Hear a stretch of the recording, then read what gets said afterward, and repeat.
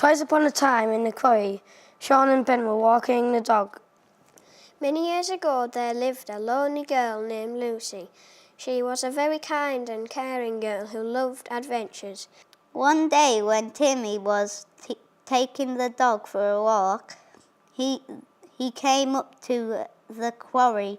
It looked very big and it had lots of types of stones and rocks. When I was a child, I lived in a horrible orphanage and there was this girl whose life took a twist. This is her story.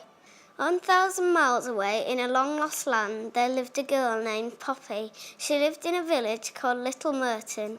She lived in a cottage called Daisy Cottage near a quarry. One day, her father went into the quarry to get some wood for the fire. Some time ago, there was an adventurous boy called Lewis. One day, Lewis was playing in the quarry with his friends when they disappeared. One sunny day, there was some children playing in the quarry. The warm sun shone on them. Last year, Neve and her friend Sophie were going to take their brand new super cool bikes to the dirty, dusty rocks at the quarry.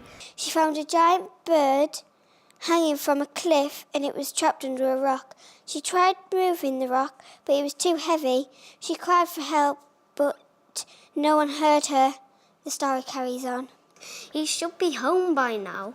Poppy was afraid and sad, so she went out to find him. The children liked playing there because there were lots of caves to explore. The ground was covered in a blanket of snow. Lucy called the trapped bird Captain Crash.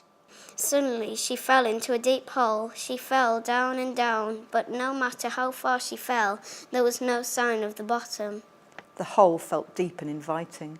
It seemed like the hole was talking to him. "Come closer," it said. Lewis did what it said, and suddenly he was being swept away from the place he was standing in. She could feel the cold, damp mud as it grabbed her feet like her mum was hugging her in her imagination. Poppy crept into a huge cavern. It was very dark, but Poppy's eyes soon became accustomed to the gloom, and on a silk cushion was a furry strawberry. Suddenly the door flew open and inside there was a magical land. There were beautiful flowers while it glimmered in the sun and flowed in the wind. The bird was a talking bird and the bird said yes. Also, Neve could smell the dim, damp, muddy path that was surrounding the quarry. Suddenly one of the children slid down a slope and disappeared. One morning, me and the children woke up to the beating bell of the cruel mistress. Suddenly she fell with a bump. What happened there? She asked herself. When she got up, she saw a monster. He was hairy, green and slimy. He looked like a vicious frog, but slimier. They could hear trees wrestling with the invisible strong wind. "Quickly, go in," he said.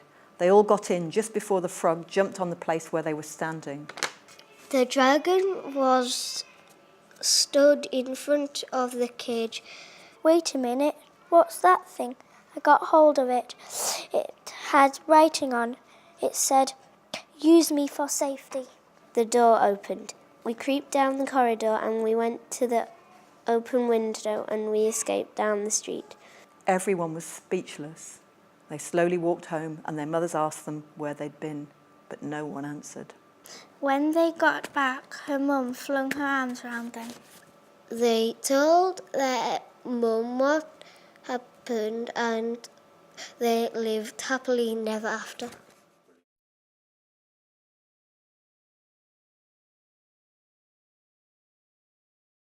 We found this egg under a dragon, so we picked it up and ran off with it.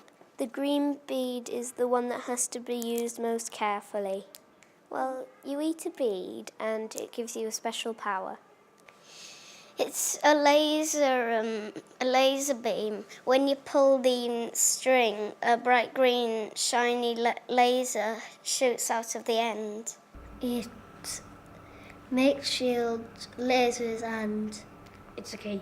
and it's a key.